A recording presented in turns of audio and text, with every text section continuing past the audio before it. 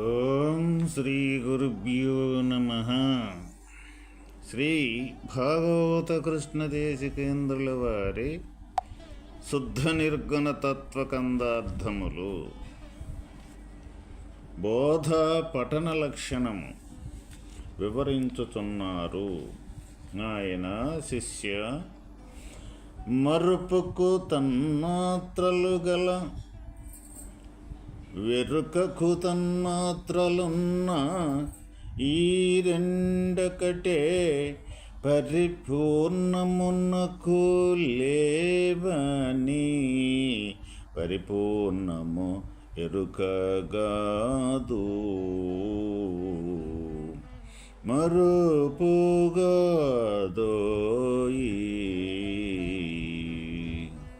పరిపూర్ణమెరుకల పరిశోధించి గ్రంథము పరిపూర్ణమెరుకల పరిశోధించి గ్రంథము రచించి నీకిస్తి మరువాక చదువెరుక మరుపుగదోయి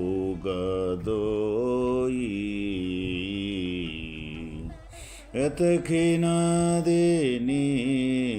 సరిది లేదోయి. నాయన శిష్య, శబ్ద స్పర్శ రూపరసగంధము అను ఈ 5 పంచతన్మాత్రలు ఎరుకకు మరుపకు ఉన్నవి, కానీ పరిపూర్ణమునకు లేవు. పరిపూర్ణము ఎరుక కాదు, మరుపు కాదు. ఎరుక మరుపులు రెండును మూలము లేకయే తోచుచున్నవి. ఈ అచల పరిపూర్ణముతో సమానమైనది గాని అధికమైనది గాని ఎచ్చటనూ లేదు.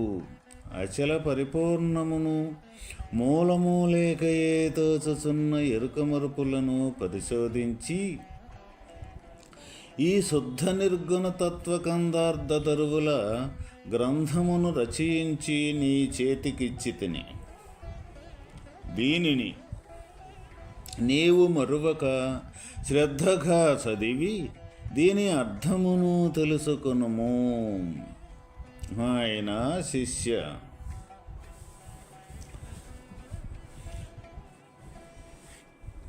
ఈ శబ్దము స్పర్శ రూప రసగంధము అను ఈ 5 పంచతన్మాత్రలు ఎరుకకు మరుపుకు ఉన్నవి, కానీ పరిపూర్ణమునకు లేవు. ఏవైతే మన జ్ఞానేంద్రియముల ద్వారా ఏ స్తోత్రము, త్వక్కు, చక్షువులు, జిహ్వా, జ్ఞానము అనే ఈ జ్ఞానేంద్రియాలు 5 ఉండయో వీటి యొక్క క్రియారూపకమే శబ్ద తన్మాత్రలు. అంటే శబ్దము, స్పర్శ, రూప, రసగంధాలు. ఈ శబ్దము అనేది, స్పర్శ అనేది, ఈ రూపకము అనేది, ఈ రుచి అనేది, గంధము వాసన అనేది, ఈ 5 తన్మాత్రలు కూడా ప్రతి ఒక్క శరీరములో ఈ తప్పనిసరిగా ఎక్కడికక్కడే వాటి సందర్భం వచ్చినప్పుడు గుర్తెరగటం, మళ్ళీ ఏమీ లేకుండా మరుపు చెందటం అనేది జరుగుతూ ఉంటుందన్నమాట. ఇప్పుడు మనం ఒక శబ్దాన్ని వినేటప్పుడు ఆ శబ్దం విన్న తర్వాత మళ్ళీ అది లేకుండా పోవటం అనేది జరుగుద్ది. అంటే అది శబ్దం మనకు గోచరించినప్పుడు పలాని శబ్దం అని వింటాము, తర్వాత అది పోయినాక ఏమీ లేకుండా పోతూ ఉన్నది. అంటే ఈ రెండికి ఈ రెండు అనేది ఈ శబ్దస్పర్శ రూపరసగంధాలనేవి వాటికి తప్పనిసరిగా గుర్తించటం అనేది ఉంటూ ఉన్నది. మళ్ళీ తర్వాత వాటిని మరుపు చెందటం అనేది కూడా ఉంటూ ఉన్నది. ఈ శబ్దం అనేది విన్న తర్వాత మళ్ళీ అది ఇటుపోతుందో తెలియదు. అది మళ్ళీ వెంటనే మరిచిపోవటం లేకుండా పోవటం జరుగుతుంది. ఈ చర్మముతోటి స్పర్శననేది గుర్తెరిగేది కూడా అది పలాను చల్లగా ఉన్నదని వేడిగా ఉన్నదని ఈ చర్మముతోటి ఈ స్పర్శని గుర్తెరిగేది కూడా అటు గుర్తెరగటం అనేది జరుగుద్ది. మళ్ళీ తర్వాత అది లేకుండా పోతూ ఉంటుంది.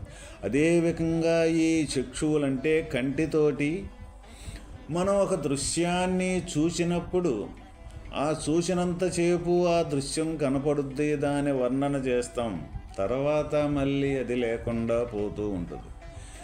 ఇక ఈ మన జిహ్వకు నాలుకకు ఒక రుచిని నాలుక మీద ఉన్నంతసేపు ఆ రుచి ఫలానా రుచి అని గుర్తెరుగుతాం. తర్వాత నాలుక దాటిన తర్వాత దాని యొక్క ఉనికి లేకుండా పోతూ ఉన్నది. వెంటనే అది మరుపు చెందుతాం. అదేవిధంగా మన జ్ఞానం అంటే ముక్కుతోటి మన మంచి వాసన చెడ్డ వాసన అని ఫలానని వాసన చూసేటప్పుడు దాన్ని మనం గుర్తెరగటం అనేది జరుగుద్ది. తర్వాత లేకుండా పోదు.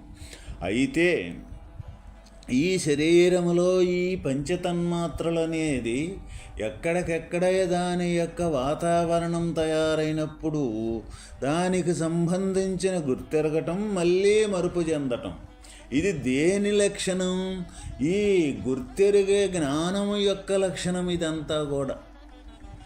ఈ జ్ఞానం అనేది ఈ శరీరంలోనే ఉండి ఈ శరీరం మొత్తములో అరికాలు కాణించి నడినెత్తి మట్టికి ఈ జ్ఞానం అనేది నిక్షిప్తమై శరీరంలో ఉన్నది. కాబట్టి ఈ శబ్దస్పర్శ రూపరసగంధాలు అనేది అక్కడికక్కడే దాని వాతావరణం వచ్చినప్పుడు దానికి సంబంధించిన విధానం వచ్చినప్పుడు దాన్ని గుర్తెరగటం అనేది జరుగుతూ ఉన్నది. మళ్ళీ వెంటనే మళ్ళీ మరుపు చెందటం అనేది కూడా జరుగుతూ ఉన్నది.